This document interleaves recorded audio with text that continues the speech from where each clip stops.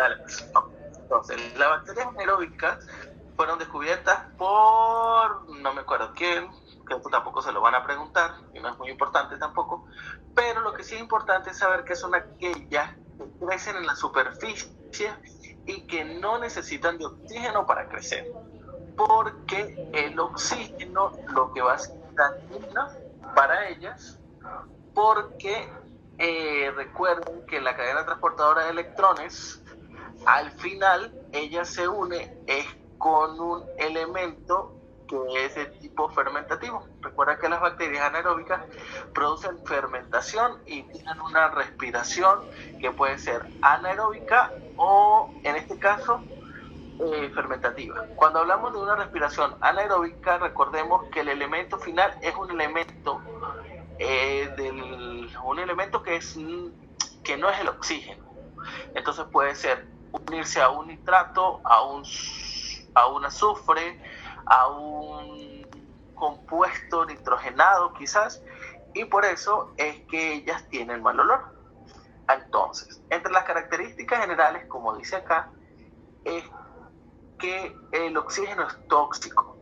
El oxígeno va a influir de forma indirecta en la mediación. Recuerden que lo que estamos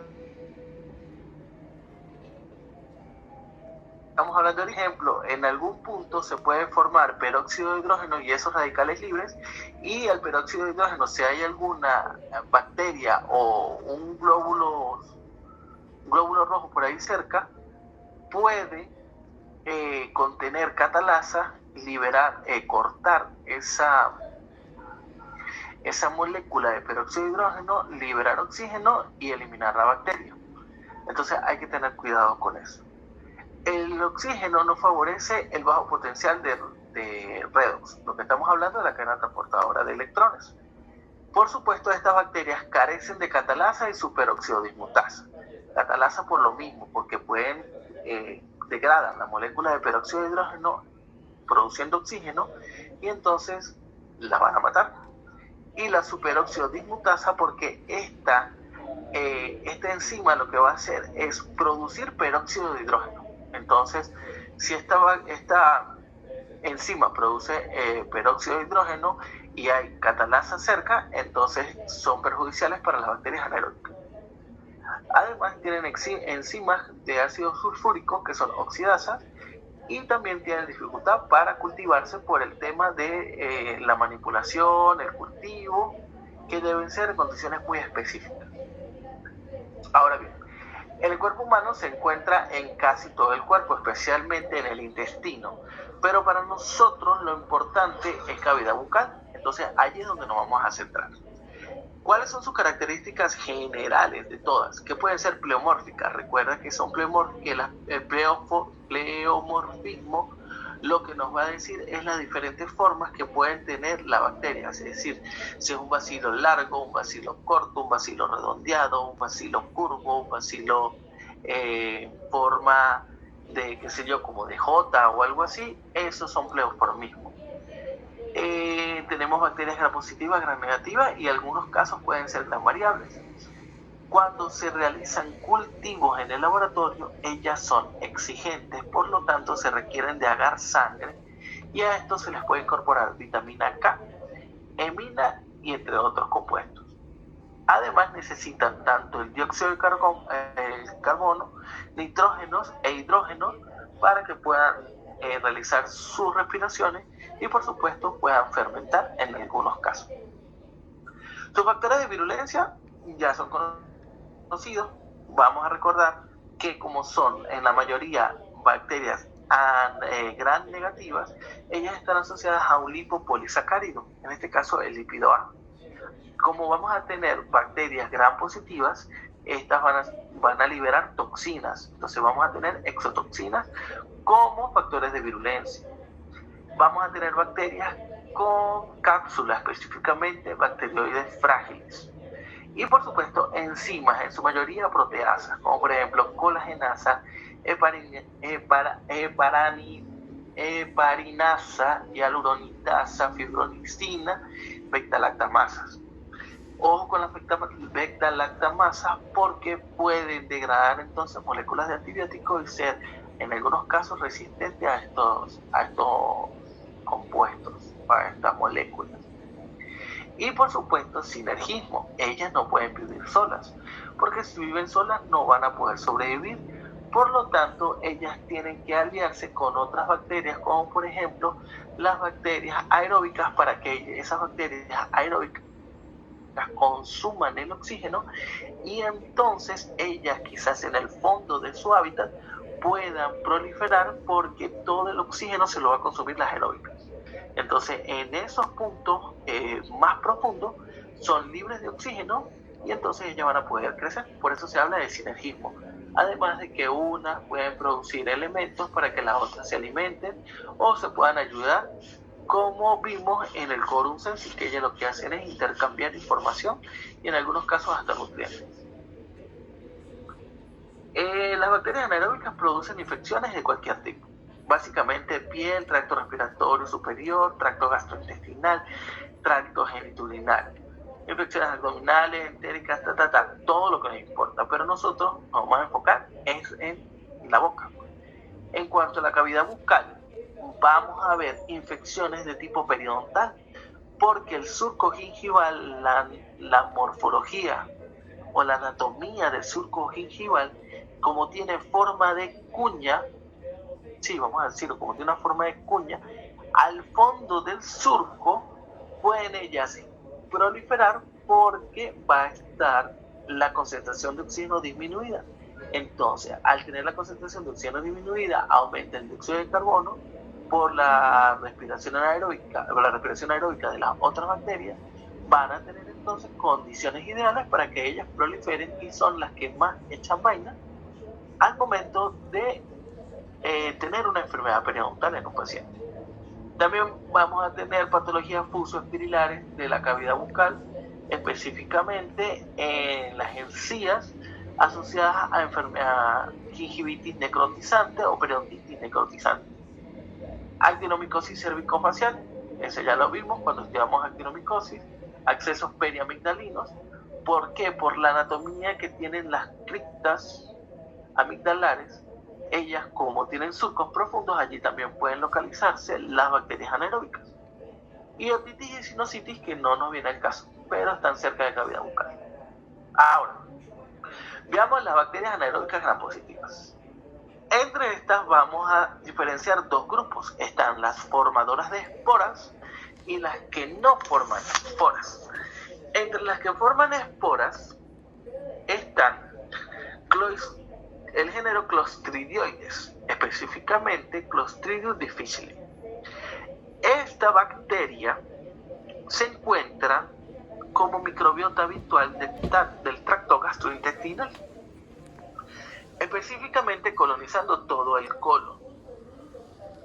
Es un bacilo gram positivo anaeróbico que forma esporas. Entonces, recordando que son las esporas, son elementos de la bacteria que funcionan como un seguro de vida, es decir, como ellos contienen información genética e información nutricional compactada o información de la bacteria para que al momento de ocasionar un cambio abrupto en el ambiente y ella no pueda tener las condiciones de vivir, esas esporas se van a, digamos, hidratar y van a seguir produciendo bacterias. ¿Sí? Entonces, ya sabiendo que son esporuladas y que son bacilos gram positivos, específicamente el género Clostridioides va a producir dos toxinas, que son la citotoxina tóxica y la enterotoxina tóxica. Ambas van a generar un desequilibrio microbiano en el intestino. Entonces, ellas están asociadas directamente a problemas gastrointestinales, específicamente a diarreas. Además, esta bacteria tiene hialuronidases y endoesporas. Estas endoesporas ya se las expliqué. Y el tratamiento viene siendo con metronidazol y vancomicina. Esta bacteria específicamente produce una enfermedad que se llama colitis pseudomembranosa, que es letal, porque al combinarse con medicamentos como la clindamicina, ellos van a producir lesiones ulcerosas dentro del intestino grueso y van a estar cubiertas por una membrana. Por eso se llama así colitis o enterocolitis pseudomembranosa. Y por supuesto están asociados a diarreas por antibióticos. Ahora, pasamos a otro género, que es el género Clostridium, específicamente Clostridium perfringens. Esta bacteria también está localizada como microbiota habitual del tracto gastrointestinal, entonces está en el intestino. Es un bacilo corto, regordete, inmóvil, aerotolerante, que forma esporas subterminales. Se han asociado 5 tipos A, B, C, 4 toxinas, produce necrosis hemorrágica. ¿Qué es la necrosis hemorrágica? Ella sencillamente es cuando crece en exceso y hay un desequilibrio dentro del intestino, ella va a permeabilizar ese epitelio gastrointestinal hasta que pueda llegar a introducirse dentro de los vasos sanguíneos. Entonces allí es cuando se produce esa necrosis hemorrágica, porque va a empezar a lesionar el endotelio para que esos vasos sanguíneos salgan a través salga a través de los vasos sanguíneos hacia el estómago, hacia el intestino, hacia la luz intestinal. Entonces hay que tener cuidado con con esa bacteria. Por lo tanto, pues hay que regularla, hay que mantenerla en equilibrio dentro de un ambiente eubiótico. Esta bacteria tiene asociadas enzimas como hialuronidasa y la perfrinjolicina O, que esa es la que se encarga específicamente como de despegar el epitelio del tejido conectivo y hacer que se permeabilice el endotelio, produciendo entonces la hemorragia. No se recomienda tratamiento antibiótico, por lo tanto se recomienda otro tipo de estabilizantes como probióticos para poder regular la microbiota intestinal. Esto es una enfermedad entérica, incluida en la intoxicación alimentaria, y produce mionecrosis, que también es gangrena gaseosa, que la pueden localizar en la piel. Estas 2 bacterias, tanto Clostridium difficile como Clostridium perfringens, no son de interés, no son profundamente de interés odontológico, sino tenemos que conocerlas porque es la puerta, la boca es parte del tracto gastrointestinal, y entonces tenemos que conocerla un poquito. Ahora el género Clostridium tetani. Esta sí es importante para odontología porque está asociada con el tétanos. Específicamente, el tétanos es causado porque la bacteria produce 2 toxinas, una tetanoespasmina y una tetanolicina. Esta tetanoespasmina lo que hace es inhibe la liberación de GABA y glicina, lo que hace que entonces el músculo no se pueda relajar y tenga todo el tiempo una contracción, es decir, una contracción sostenida. Si esa contracción se da sostenida, puede atacar tanto el músculo liso como el músculo esquelético. Entonces, estas contracciones involuntarias pueden ocurrir y pueden producir trismo y risa sardónica. El trismo, al no poder abrir la boca, puede lesionar el tejido del esmalte, el paciente no se puede alimentar, puede haber lesión a nivel de la ATM, y entonces por eso es que, digamos, nosotros tenemos que estudiarla, porque pueden haber lesiones asociadas por tétanos. El tratamiento, posiblemente no todo. Este tratamiento a los pacientes se les indica tratamiento antibiótico con penicilina G y metronidazol, y por supuesto la antitoxina. Como la bacteria está viviendo en cualquier lugar, específicamente se asocia con sitios donde, como por ejemplo el llano, o zonas donde haya mucho barro, tierra.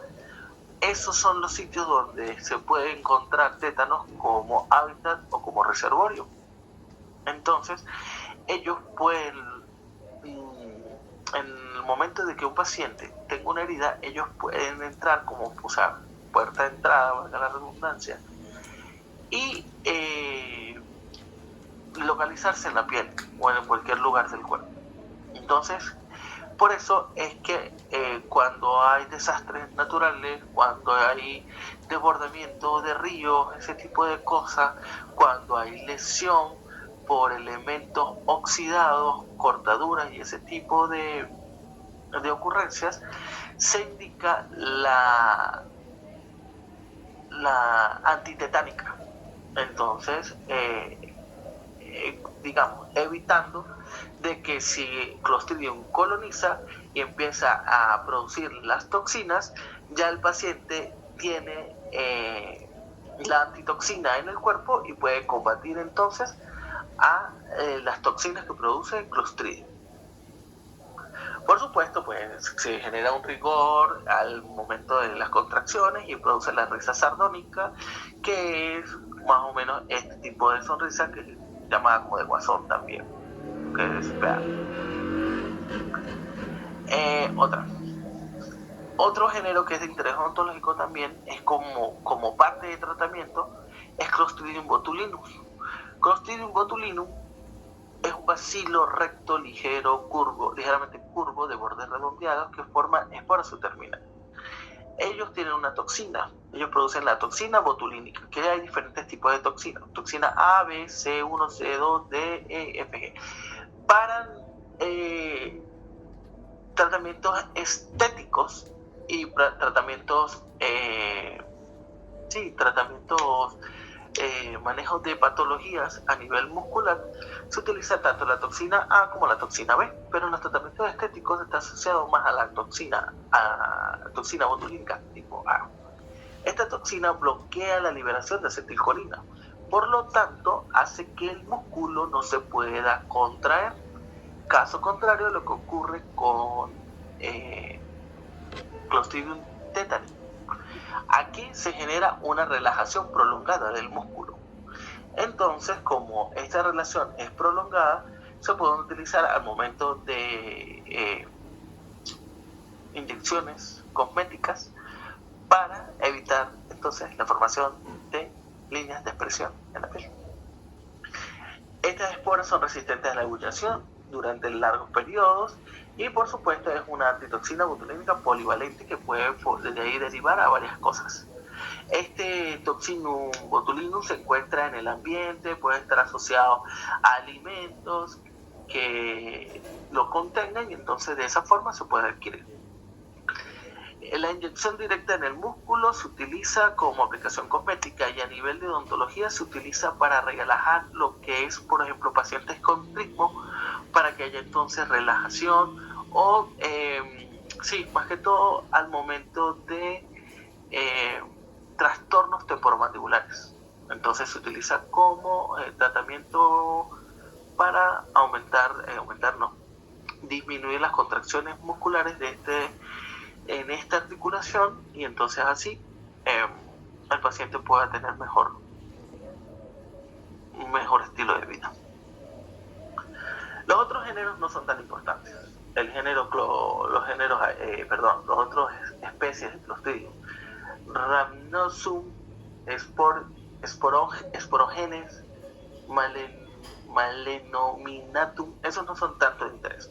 Lo que sí hay que saber es que el género Clostridium está presente como parte de la biopelícula de los diferentes sitios de la boca y que está asociado a periodontitis agresivas y que también puede estar asociado a halitosis. Entonces, siempre los tratamientos para bacterias anaeróbicas son penicilinas asociadas o combinadas con metronidazol. Entonces, siempre tienen que mandar penicilina y metronidazol, penicilina y metronidazol, clindamicina, metronidazol, acitromicina, metronidazol, porque el metronidazol tiene un efecto que no está estudiado profundamente sobre las bacterias anaeróbicas y eso va a ayudar a eliminarlas. Ok, ya con esto terminamos las bacterias esporuladas.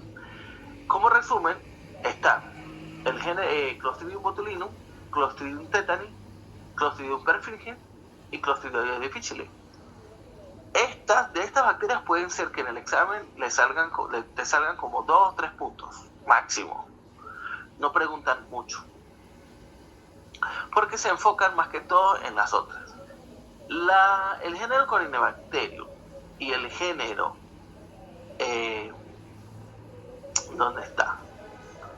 Actinomyces, esos están en la clase de bacilos gram positivos con Mycobacterium. Entonces, cuando repasemos, ahí lo vamos a repasar a estos dos géneros, porque si no se nos va a hacer la clase muy larga. Aquí está.